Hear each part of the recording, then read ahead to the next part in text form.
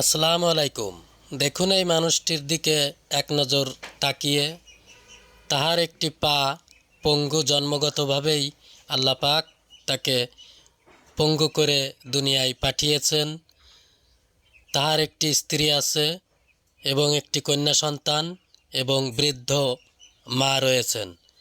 তবুও পঙ্গুত্ব বরণ করে এই অবস্থায় তিনি রুটি রুজির জন্য মানুষের কাছে হাত না পেতে নিজে ইজি বাইক চালিয়ে সংসার চালাচ্ছে, রোজগার করছে, যা ইনকাম করছে তাই দিয়ে তাদের সংসারের দুবেলা দুমুঠো খাবারের যোগান দিচ্ছে। আসলে আমরা ধর্ম পালন করি, নামাজ কালাম পড়ি, হজ জাকাত সব কিছুই করি।